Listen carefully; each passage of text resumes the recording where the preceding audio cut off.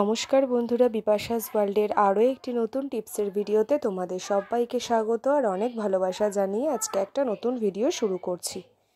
দেখো বন্ধুরা, সকাল থেকে রাত পর্যন্ত মহিলাদের কিন্তু অনেক কাজকর্মই করতে হয়, তাই কিছু কাজকর্ম আমরা যদি একটু বুদ্ধি খাটিয়ে করি তাহলে কিন্তু নিজেদেরই অনেকটা সুবিধা হবে। সারাদিন পরেও যেমন নিজেদের জন্য কিছুটা সময় বার করে নিতে পারবো, ঠিক সেরকমই আমাদের সংসারের খরচও অনেকটা সাশ্রয় হবে। তো চলো বন্ধুরা, শুরু করা যাক আজকের ভিডিওটি। প্রথম টিপস, দেখো বন্ধুরা, আমরা যখন ছাতা ব্যবহার করি দেখবে একটা ছাতা দীর্ঘদিন ব্যবহার করতে করতে এটার কিন্তু যে আটকানোর যে আর কি ফিতেটা, লকটা, সেটা কিন্তু নষ্ট হয়ে যায়, ছিঁড়ে যায়, সেটা হতেই পারে। কিন্তু ছাতাটা কিন্তু ভালো থাকে, তাই সেটা যাতে ধরো ব্যাগে যখন রাখবো যদি ছাতার ফোল্ডগুলো খুলে যায় তাহলে কিন্তু জায়গাও বেশি লাগে, এমনকি ছাতার মধ্যে সমস্ত জিনিস এলোমেলো হয়ে যায় ব্যাগে থাকা, তাই না? তো তোমরা যদি ছোট্ট একটি টিপস ফলো করো তাহলে কিন্তু যদি ছাতার দড়িটা ছিঁড়েও যায় তোমাদের কিন্তু কোনো অসুবিধা হবে না। দেখো, খুব সুন্দর করে আগে ছাতাটাকে ফোল্ড করে নিলে। তো আমার এই ছাতাটার কিন্তু ফিতেটা রয়েছে, ছিঁড়ে যায়নি। তো যদি ছিঁড়ে যায় তার জন্যই এই টিপসটি। কী করবে দেখো, মোজা তো আমরা প্রত্যেকেই ব্যবহার করি, ঘরে থাকে। তো একটা পরিষ্কার মোজা নিয়ে নেবে, সেই মোজার মধ্যে ছাতাটাকে কিন্তু সুন্দরভাবে ঢুকিয়ে দেবে। ব্যাস, তাহলেই কিন্তু দেখতে পাবে যে ছাতার ফোল্ড কিন্তু খুলে যাচ্ছে না, বরঞ্চ একটা জায়গার মধ্যে সব জিনিসগুলো মানে ছাতাটা খুব সুন্দরভাবে সেট হয়ে যাবে।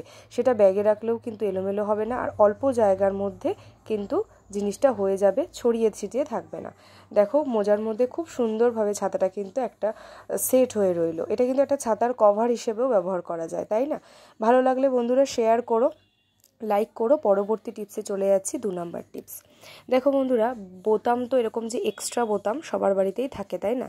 তো আমরা বিভিন্ন কালারের বোতামগুলো কিন্তু ফেলে দিই না, এরকম গুছিয়ে রাখি একটা কৌটোর মধ্যে বা বিভিন্ন জায়গায়। কিন্তু দেখবে অনেক সময় হয় এটা কিন্তু মাথায় থাকে না। যখন ধরো আমরা কোনো শার্ট বা জামার বোতামগুলো লাগাবো, যেই কালারের প্রয়োজন সেটা কিন্তু আমরা তখন পাই না। এমনি সময় খুঁজে পাই, কিন্তু প্রয়োজনের সময় কিন্তু আমরা জিনিস খুঁজে পাই না। এটা কিন্তু অনেকেরই প্রবলেমটা হয়। তাই তোমরা একটা টিপস ফলো করে নেবে। দেখো, সেফটি পিন কিন্তু রয়েছে প্রত্যেকেরই, এরকম বড় সেফটি পিন নেবে, তাহলে অনেকগুলো বোতামকে কিন্তু ভালো করে রেখে দিতে পারবে ঢুকিয়ে। তো দেখো, সেফটি পিনটাকে খুলে প্রত্যেকটা বোতাম আমি এটার মধ্যে সেফটি পিনের মধ্যে কিন্তু গেঁথে রাখছি। তার ফলে কি হবে, তোমরা মানে সব জিনিসগুলো কিন্তু মানে বোতামগুলো হাতের কাছে পেয়ে যাবে। আর বিশেষ করে একটা জায়গায় সমস্ত বোতামগুলো দেখো সুন্দরভাবে কিন্তু গোছানো থাকবে। দেখো, সেফটি পিনের মধ্যে কিন্তু আমি একটা একটা করে বোতাম ঢুকিয়ে রাখছি। এরকমভাবে বোতাম হারিয়েও যাবে না বন্ধুরা। তোমাদের যখন দরকার তখনই তোমরা সেফটি পিনটাকে খুলে প্রয়োজন মতন কালারের বোতামটা নিয়ে তোমরা কিন্তু তখন সেটাকে আটকাতে পারবে। আশা করছি বন্ধুরা, টিপসটা ছোট হলেও অনেকটাই উপকারী। এরকমভাবে সেফটি পিনের মধ্যে বোতামগুলোকে খুব সুন্দর করে সাজিয়ে গুছিয়ে রাখতে পারো। ভালো লাগলে প্রত্যেকের মাঝে শেয়ার করে দিও। চলে যাচ্ছি পরবর্তী একটি নতুন টিপসে। পরবর্তী টিপস, 3 নাম্বার টিপস। দেখো বন্ধুরা, রান্নাঘরে আমরা রান্না করার সময় অসাবধানবশত কিন্তু তেল পড়ে যেতেই পারে। সেটা সর্ষের তেল হোক বা রিফাইন তেল হোক, তেল কিন্তু পড়ে যেতে পারে, ধাক্কা লেগে পড়তে পারে। তো তেল যদি এরকম মেঝেতে ফ্লোরে পড়ে যায়, অথবা ধরো রান্নাঘরের যে গ্যাস তাকের ওপরে যদি কোনো তেল পড়ে যায়, তখন সেটাকে যদি আমরা মুছতে যাই দেখবে সারা জায়গা কিন্তু একেবারে তেলে তেলে মাখামাখি হয়ে যাবে। তো তোমরা কিন্তু আটার গুঁড়ি দিয়ে খুব সুন্দর করে তেলটাকে পুরো তুলে নিতে পারবে। সামান্য ওই তেলের ওপরে আর কি আটা ছড়িয়ে দাও।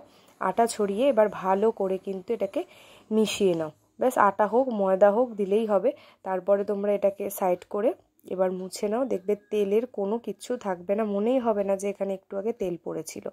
তো বন্ধুরা, এখন থেকে তেলের ওপর এরকম আটা দিয়ে তোমরা কিন্তু খুব সুন্দর করে ঘরটাকে পরিষ্কার করে নিতে পারো। তো এখন থেকে তেল পড়লেও কিন্তু কোনো চিন্তার কারণ নেই, আটা ফেলে সমস্ত তেল কিন্তু উধাও করে ফেলতে পারবে। ভালো লাগলে লাইক করো। পরবর্তী টিপসে চলে আসলাম, 4 নাম্বার টিপস। দেখো বন্ধুরা, রান্নাঘরে আমরা যে গ্যাস জ্বালানোর লাইটার ব্যবহার করি, এটা তো আমাদের দৈনন্দিন মানে সবসময় এটা আমরা ব্যবহার করি। তো দেখবে ছুরি কাঁচি সমস্ত কিছুর সাথে এটাকেও কিন্তু খুব সাবধানে রাখতে হয়। আমরা কি করি, গ্যাসটা জ্বালাই, আবার গ্যাসের পাশে হয়তো লাইটারটাকে রেখে দিলাম। তখন কি হয়, এবার রান্নাঘরে রান্না করতে গেলে জল তো থাকেই, সেখানে জলের ওপর যদি লাইটারটাকে রেখে দিই সেটা কিন্তু বেশি দিন পর্যন্ত টেকসই হবে না, আর বিপদ ঘটারও কিন্তু সম্ভাবনা থাকে। অথবা কোথায় রাখলাম লাইটারটাকে খুঁজেই পেলাম না, হয়তো চোখের সামনে আছে খুঁজে পাচ্ছি না। তাই জন্য লাইটার রাখার খুব সুন্দর একটা জিনিস তোমাদের সাথে শেয়ার করছি। লাইটারের মধ্যে গার্ডার দিয়ে যদি রেখে দিতে পারো তাহলে কিন্তু তোমাদের কাজটা করতে অনেক সুবিধা হবে, আর তোমাদের নষ্টও হবে না এই লাইটারটা জলের মধ্যে রেখে। দেখো আমি গার্ডারটাকে খুব সুন্দর করে এরকমভাবে ফোল্ড করে নিচ্ছি, নিয়ে এবারে এই গার্ডারটাকে কোনো একটা জায়গার মধ্যে কিন্তু আমি হ্যাং করে রাখবো। রান্নাঘরে এরকম বিভিন্ন থাকে, মানে হুক অথবা দেখবে দেয়ালে অনেকে পেরেক লাগিয়ে রাখে, তার মধ্যে কিন্তু তোমরা সুন্দরভাবে হ্যাং করে রাখতেই পারো। চলো কিভাবে হ্যাং করবে সেটাই দেখাচ্ছি। তো এখন থেকে লাইটারের মধ্যে এইভাবে গার্ডার পরিয়ে রাখলে জিনিসটা খুঁজে পেতেও সুবিধা হবে, আর সবথেকে বড় কথা হঠাৎ করে কোনো জলের মধ্যে না রাখলেই এটা ভালো থাকে ইউজ করলে। এবার এটাকে হ্যাং করে রাখলে, তো দেখো বন্ধুরা, রান্নাঘরের এরকম যে কোনো একটা সাইডে যদি লাইটারটাকে এরকম হ্যাং করে রাখো গার্ডার ঝুলিয়ে, ব্যাস তাহলে কিন্তু এই জিনিসটা অনেক দিন পর্যন্ত ভালো থাকবে। তো বন্ধুরা, আজকের ভিডিওতে কোন টিপসটা তোমাদের সবথেকে বেশি ভালো লেগেছে সেটা অবশ্যই কমেন্ট করে জানিও। ভালো লাগলে সবার মাঝে শেয়ার করে দিও, যাতে প্রত্যেকের হেল্প হয়। কি কোথা থেকে আমার ভিডিওটি দেখছো সেটাও জানিও।